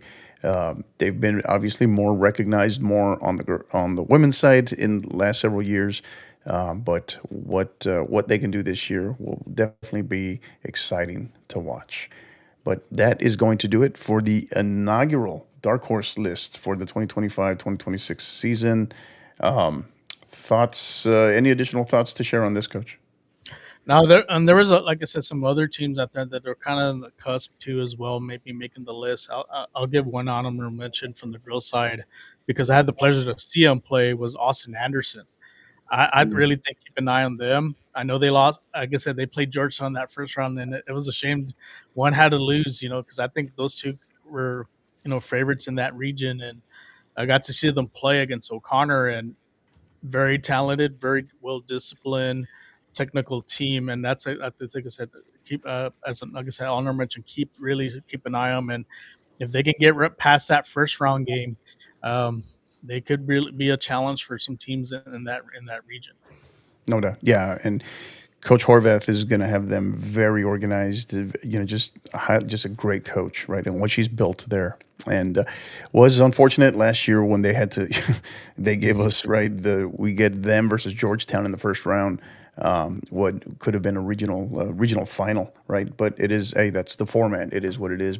But that is also kind of the positive of the new format is we get so many more really good first and second round games than we used to. So it is what it is. But either way, yeah, I couldn't agree with you more. Definitely a program to watch. And Coach Horvath and her girls. All right, we got one thing left to do. We got our Region 1 and Region 2 preview. But before we do, we got to pay the bills, as they say. Going to recognize our partners. Don't go anywhere. We'll be right back after the quick word from our partners. In the market for a new home, or maybe you'd just like to get more information?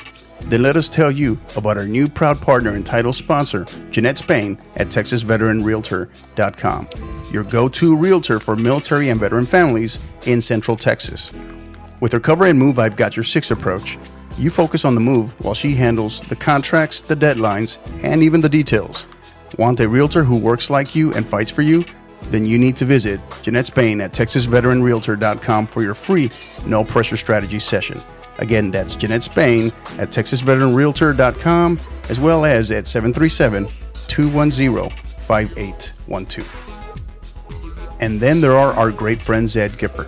Gipper is a way that schools, athletic departments, ADs, and coaches create world-class marketing content. Join over 4,000 coaches and ADs and use Gipper to create high-quality, visual branded graphics for your program.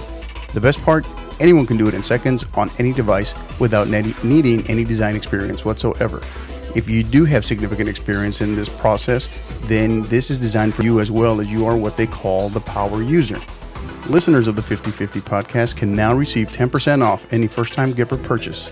Simply visit Gipper.com/partner/5050 to learn more. Again, that's Gipper.com/partner/5050 to learn more.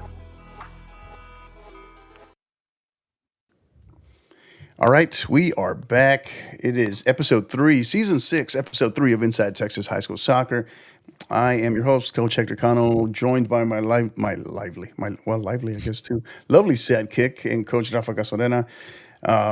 Coach, excited to preview regions 1 and 2 momentarily as we get things loaded. But I do have to remind people, go on there, like, rate, subscribe, give us a rating, your preferred podcast platform, wherever you listen to us on the audio podcast. But also make sure you go on, join us on YouTube. Go on there, subscribe, hit that live bell for the live notifications, and give us a like there as well on our videos. That helps us stay active in the algorithm as well. But the big thing, what we've been pushing, is subscribers on the YouTube channel, because we have tons of listeners that listen to us after the fact, but think they're subscribed and they're not, right? So just go on there. It takes all of 2 seconds. And hit that live bell notification as well. Since 99.9% of everything we do is live, that includes our screw-ups, everything. You get to see it all, so we don't shy away from it. Go on there and make sure you subscribe. But all right, Coach, it is that time. We're going to go ahead. We're going to dive into our 4A, our Region 1, I should say, Region 1, Region 2 preview. We're going to start with 4A here, Region 1. Thoughts on these as we highlight, I know you can't see this on here, maybe our top districts, District 1, 2, 3, and 4, but your thoughts on these, Coach, when we look at them, what initially stands out to you? I mean, you have, as far as boys' side, you have your usual, your usual contenders, and especially in the El Paso area, you have San Eli, but you also have a really good Riverside team, and also Bowie, and then kind of heading out a little east in there. Like I said, you also have I know the boys from West Plains have kind of made some noise, and like we mentioned about Bridgeport. You also have, like I said, the District 7 is probably a tough one, because you have Diamond Hill Jarvis. What can you say about them? They've really established themselves as a program. The same thing with River Oaks Castleberry too. Like I said, they had a great run. So for boys' side, like I said, those are probably your usual teams. And then you have a new team, Friendship Memorial, like I said, coming into the mix. So we'll see how they do. Well, girls, as far as the girls, Canyon Randall, like I said, now they have the target on their back, being the first Panhandle team to win state, and they like I said, they're gonna be, a lot of teams are gonna be gunning for them. But you also have their district, you have West Plains, so the West Plains girls have really established themselves too. So maybe they have an opportunity to take the region.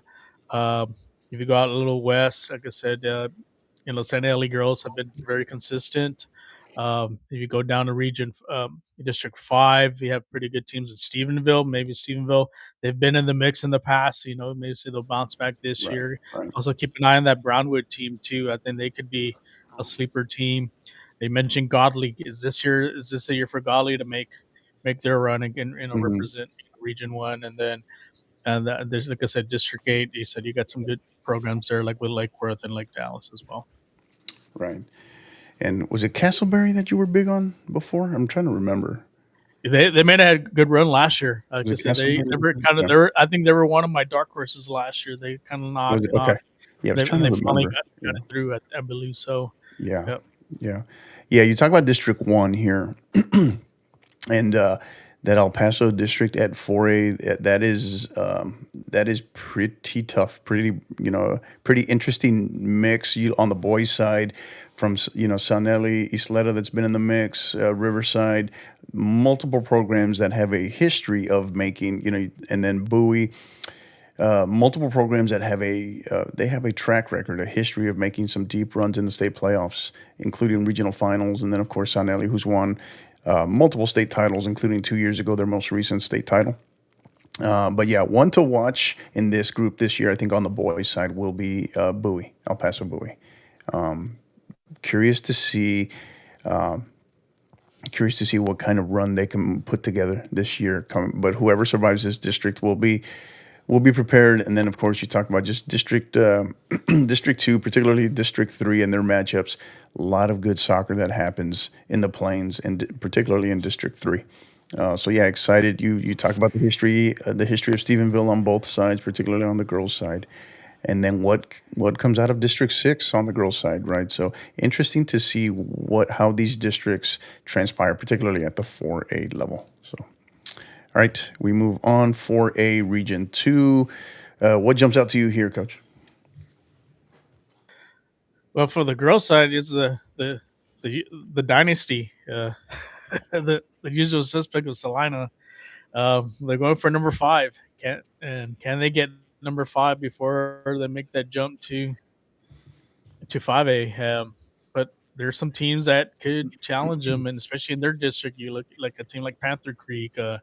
I know Coach Langford mentioned about Prosper Richland to be a factor this year. Same thing with Aubrey. Aubrey had I think I was real close to putting Aubrey being as another dark horse. They had a great season last year.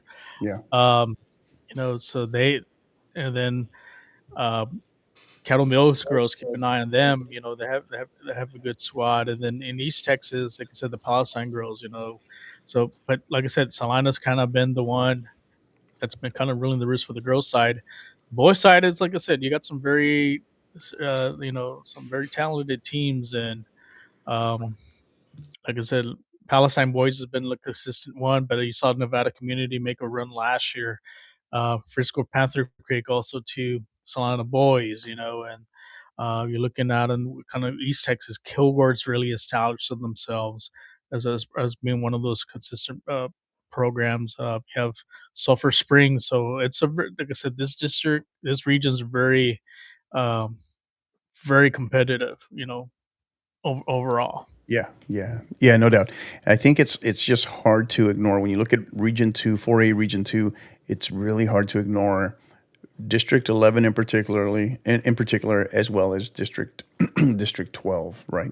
So, but yeah, no, I hear you. I think District 15, some programs that continue to grow, continue to evolve as well. So excited what that looks like in Region 2. All right, we move on. So 5A, we move up to 5A, 5A Region 1 here, Districts 1 through 8. Thoughts on this, Coach? Yeah, there's so many great teams, boys and girls. I mean, kind of pick your poison here. What anybody can kind of come out of that region. I know last year, the team that nobody thought, because they had to struggle through the season, and I kind of had a feeling that bracketology was the Grapevine girls. They had a great run last year, and but you mentioned, like I said, you have Argyle and then Colville Heritage, another one of those perennial powers for the girls' side, and but then also you have Amarillo High. Can they finally, kind of break through and knock off one of those Dallas area teams that represent, Region 1 for 5A? Like I said, and then also that Burleson Centennial team. They've kind of fallen on the radar, but they've had some great seasons the last couple of years. Yeah, they have. And I think, could this be a breakout for them as well? So, and like I said, the boys' side, it's just loaded. I mean, you have like Del Valle, you have America's made a great statement last year. They had a great run. Like I said, you have Bel Air, but then also Lubbock Monterey was, like I said, there are my RPIs last year. The boys had a great season. Yeah. Keep an eye on those Wichita Falls teams. They've always like I said, I know they kind of consolidating to make the 2 teams, but they always have talent there. Saginaw, we mentioned earlier, this was my dark horse. Arlington Heights from Fort Worth, that's another team that kind of keep an eye on. And then also there in the District 8, like I said, the Centennial boys have a good teams, and also the Mansfield teams. Yeah. Yeah, this is, we talked about it briefly in 4A, but 5A is where you start to really notice it. You see that huge jump, right, in terms of Region 1. This is just boys and girls, right? Doesn't matter. This is just a gauntlet, right? You look at probably District 2 a little bit more formidable than District 1, even though there's some good competition coming out of District 1. And particularly, and you talk about Chapin, Canutillo, and El Paso High, who have had, girls, yep. Girls just had probably one of their most historic seasons last year. District 3, hard to, or District 2, of course, there's some great tradition and some state titles there on the boys' side. District 3, a brutal district, right? Just absolutely, just these programs know each other extremely well in this Amarillo/Lubbock district, to include Plainview, right? So this is a no nights off kind of district, right? District 4 will be interesting. Abilene, Cooper, Wiley, how this falls, sometimes I call this like the little mini SEC, right? How they can kind of also beat on each other a little bit. So no one ever really truly runs away with it in these districts. And then you look at the latter half, excuse me. Aledo, of course, Aledo is Aledo on the boys' side. You have Saginaw in there as well. And then you look at District 6, the likes of the traditional power, right, on the girls' side, Colleyville, on both sides, but the girls' side, Colleyville Heritage, a program that you know exactly what you're going to get from. Grapevine, same thing. Grapevine took an unfamiliar path last year, but we were still very big on them, and they proved us right. You have Denton Ryan in there as well. So a lot of, and then you look at District 8, right, with, the Mansfield's programs and the Burleson programs. But you have in there, you have Claiborne, who's been kind of knocking on the door as well. So some interesting matchups here. This is no doubt a gauntlet. Whoever can survive this region will definitely be battle tested when they come, not just a regional final, but of course a state semifinal. So, all right, that does it for 5A Region 1. We move on. 5A Region 2, thoughts on this one, Coach? Yeah, it's I think this is also just another tough region. I mean, if you look at the teams, we have a couple former state champions and current state champions. And if you look at the boys' side, you have Prosper Walnut Grove. Like I said, what a great season they had last year. They were able to grind one out against Speeding Southwest here from San Antonio. Are they going to be able to repeat this year? They do return a lot of players back, so they have a lot of experience. But like I said, they have some challengers in that district with McKinney North, Lovejoy. Keep an eye on them. East Texas, like I said, keep an eye on that. Nacogdoches, Lufkin's teams. So they have some good squads. But then you look at the Frisco district. Those are some battle tested, like so with Frisco High. Then I think Heritage had a great season last year. And then Coach Langford's district you mentioned about, like I said, I'm speaking of the boys, you have El Cucuy, Wakeland, but then you also have Reedy, Lone Star, Right. a sneaky, and then Highland Park made it to the final last year. A sneaky good Colony team too. Like I said, they have had some good years here and there. Mm-hmm. So that top half, like I said, District 12s were, like I said, 9, 10, 11, and 12 are really, really stacked. But then on the bottom, like I said, you do have some also good teams too as well. Midlothian Heritage, like I said, they've that great soccer pedigree there. Then you have Red Oak. So District 15 is not a slouch district. No. So that's going to be a fight there. And then last year with the boys with Mesquite Poteet, like I said, great run for them. So lots of great talented teams for the boys side. Same thing with the girls. I mean, you never know who could challenge now, especially now with the split with Division 1, Division 2. Like I said, I think Wakeland's going to be back in it again. But like you mentioned, Lone Star Reedy are going to contend. You could say even in there, like I said, Lucas Lovejoy, McKinney North, Walnut Grove's kind of been underachieving because they get it together this year. And then also the girls' sides for Midlothian. Both teams have excellent programs. And then also keep an eye on District 16. Keep an eye on that Lake Belton team. I think they have to get some talent there that they can sneak up. I'll definitely be keeping an eye on them. I'll tell you that. I'll get a close-up view of them in a couple of weeks. So excited, excited for that for sure. I think when you look at this, right, you look at Region 2, another just absolutely gauntlet of teams. Region 2 has had a lot of success in the state tournament over the last several years, and but excuse me, I think it's hard to ignore. Four districts come to mind in this, in 9, 11, 12, and 15, but kind of it seems like everything starts and ultimately ends with District 12, right? The likes of, we talked about Wakeland, we talked about Highland Park, we talked about the Colony, and then you just have the grind that is District 11 in the Frisco district, right? From the likes of Frisco to, Centennial. You got Emerson knocking on the door there as well, and Coach Wesner. And so what comes of that will be interesting. And then what you have going on, just District 9, very tough. The likes of Anna, which is in your dark horse, the dark horse list, Melissa, and these are very well coached programs.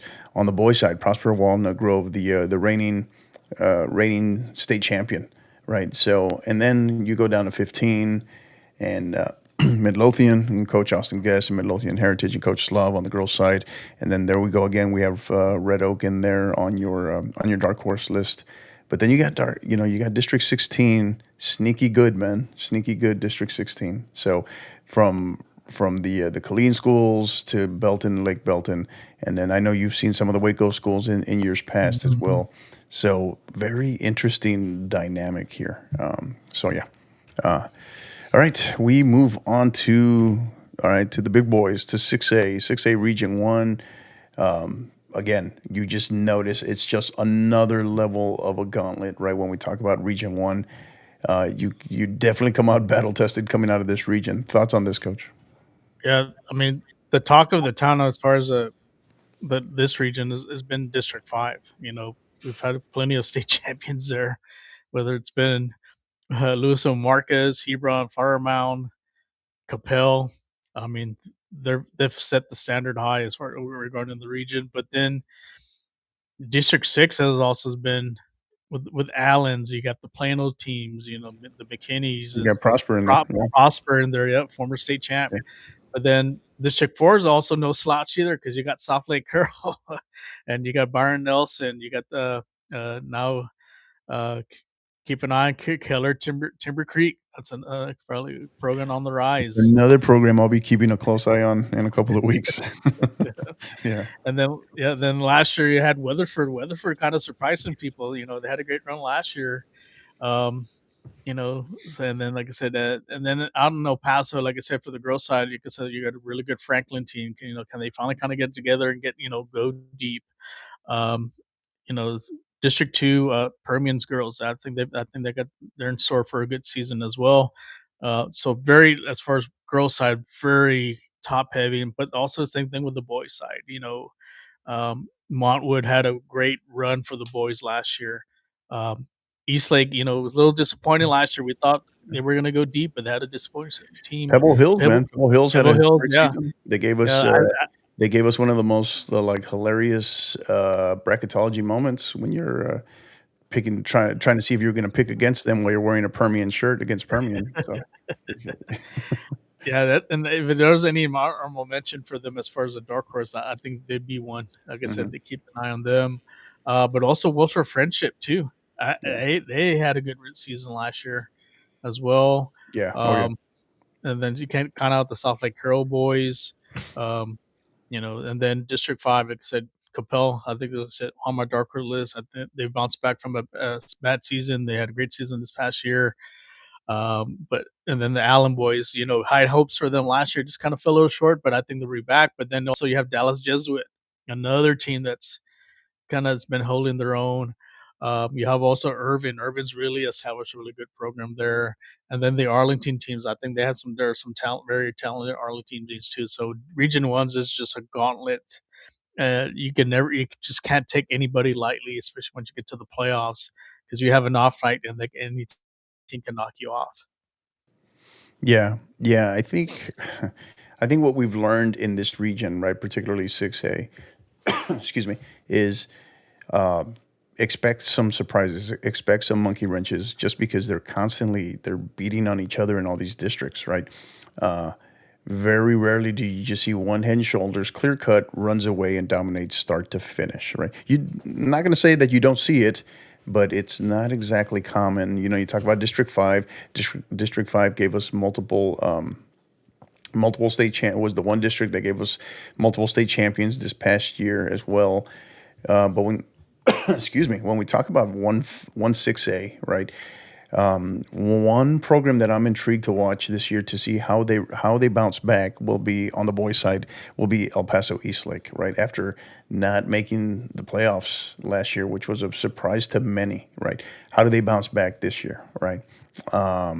District 2, always interesting, always interesting soccer coming out of District 2 with the likes of, the Permian Basin programs.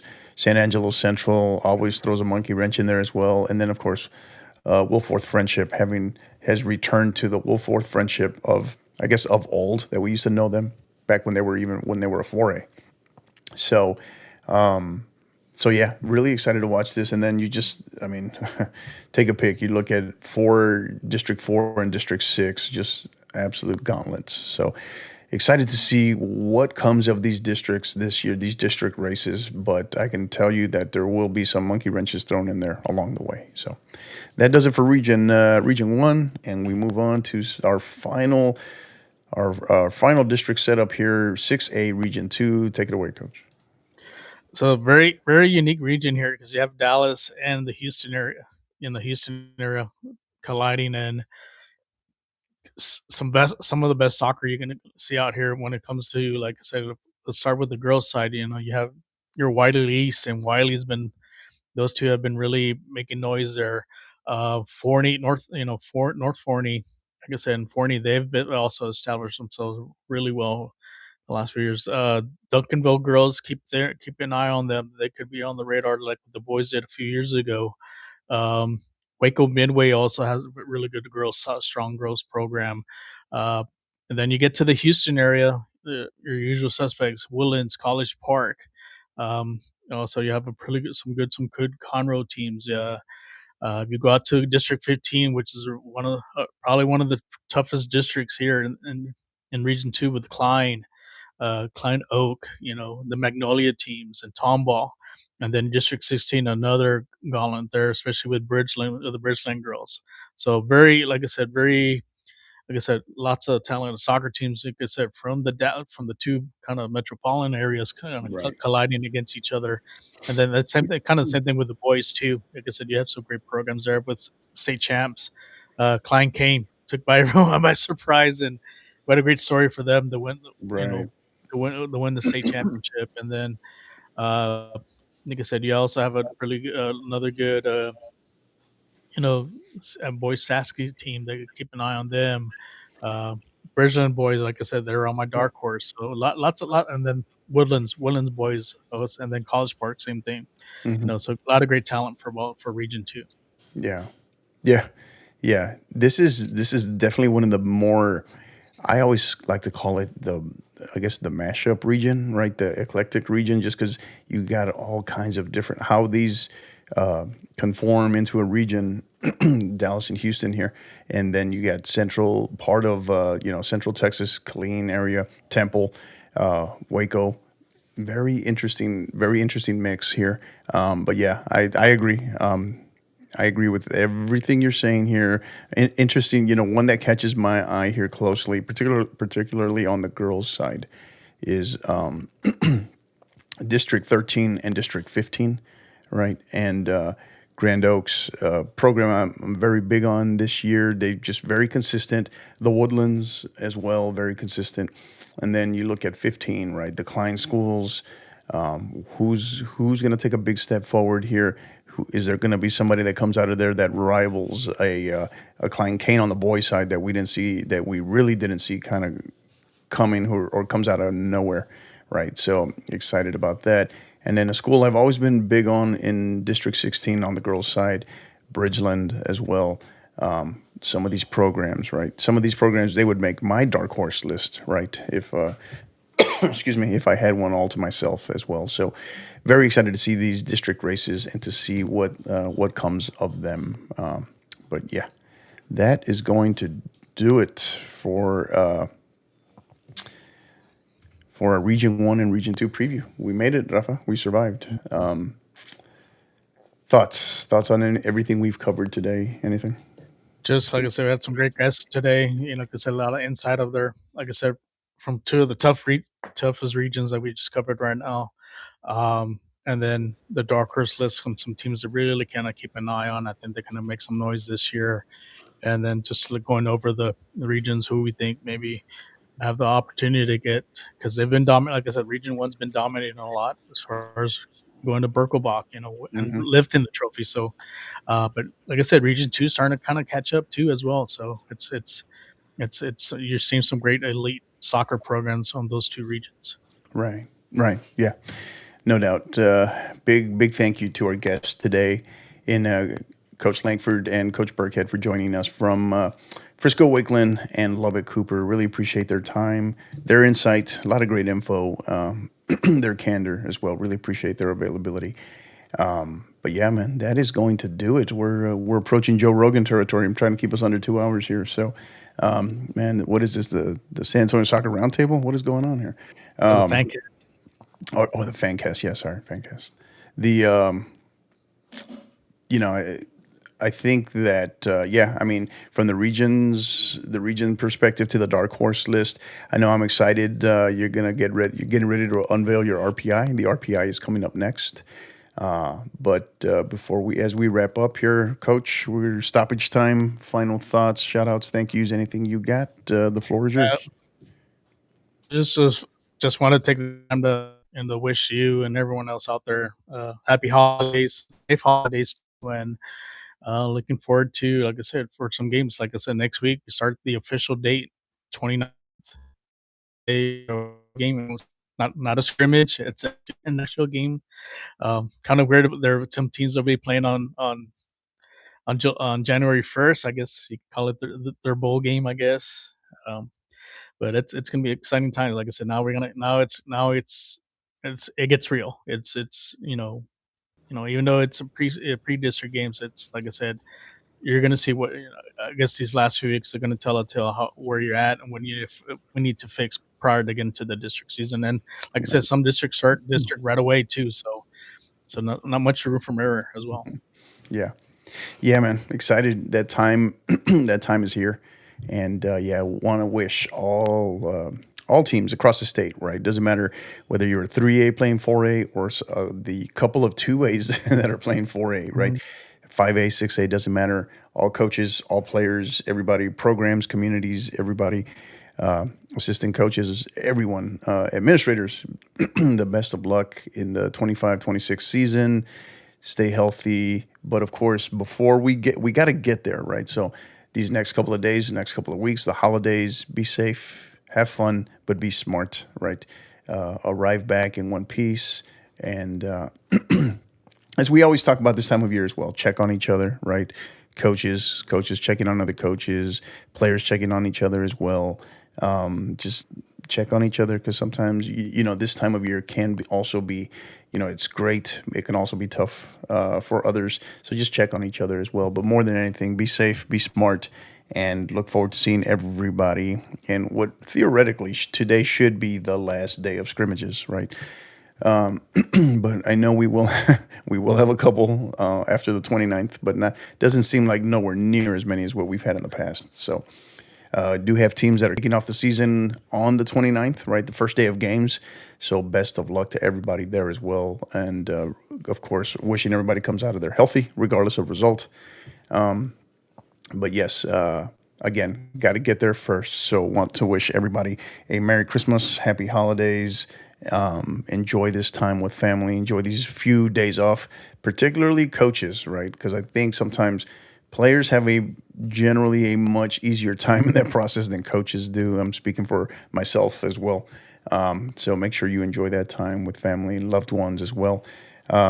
Do not go anywhere. We will be back in the a couple of days after Christmas. We haven't really nailed down a date yet. Most likely the Sunday the 28th. Just verifying a couple of things, but we will be coming to you for episode 4, season 6, episode 4 of Inside Texas High School Soccer, where we will highlight.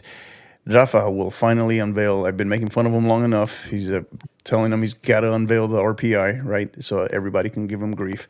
But the unveiling of the initial RPI, as well as we will preview Regions 3 and 4 as well. And if all goes well, have a couple of guests on here as well. So very similar to today's episode, just flipping it for Region 3 and Region 4.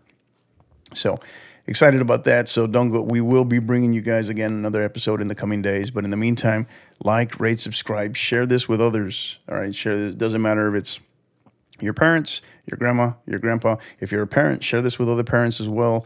If you're a player, share this as well. But like, rate, subscribe. If you listen to the audio podcast version, wherever you listen, whatever your preferred podcast platform is, go on there and like, rate, subscribe as well. Give us a review. If again, all the good stuff you send to me, all the complaints you send to Rafa, he's in charge of our complaint department, as I always say. But yeah, really excited about this year. Really excited to get going as well with my girls. I think we're all just ready. Excuse me. The scrimmages were nice. They were good. Learned a good bit from them, but also I think we're just ready to go as well. So, but yeah, the only other thing I have, my personal, personal thoughts, are just wanted to take the time to thank. I had lots and lots and lots of people reach out and thank us, or not thank us, but congratulate us recently on hitting our 5-year anniversary back a couple of days ago. And Rafa, I tell you all the time, I can't believe 5 years of me having started this in a tiny little closet bedroom on December 15th in El Paso in the middle of the pandemic, and the fact that we're still doing this is it's a testament to you all, because you all are the reason why we do it. You all are the reason that inspire us to want to continue to provide the content. And we hope you like it. But like I said, continue to interact with us, continue to share it as well. But our big one is, again, our YouTube channel. Go on there and like, rate, subscribe. Subscribe more than anything. But thank you to everybody that reached out and congratulated us for hitting 5 years, our 5-year anniversary. Pretty special, pretty awesome. Definitely humbled. And hopefully we're still around 5 years from now, 5 years from now. So final thoughts, Rafa? Anything else to share? Oh, no, that's all. Just wish you and family happy holidays, Merry Christmas to everyone else. And we'll see you hopefully next week. Yeah, next week we will definitely see you soon. So for my lovely sidekick, my Vanna White and Rafa, I am your host, Coach Hector Cano, and you know what to do. Until the next time, keep downloading and keep listening. Merry Christmas. You've been listening to the 50/50 Podcast, powered by the 50/50 Podcast Network. Help us continue to grow by liking, rating, and subscribing on all major podcast platforms. And don't forget to follow us on X at 50_50pod, on Instagram at 50_50 podcast, as well as on YouTube at the 50_50 podcast. Until the next time, keep downloading and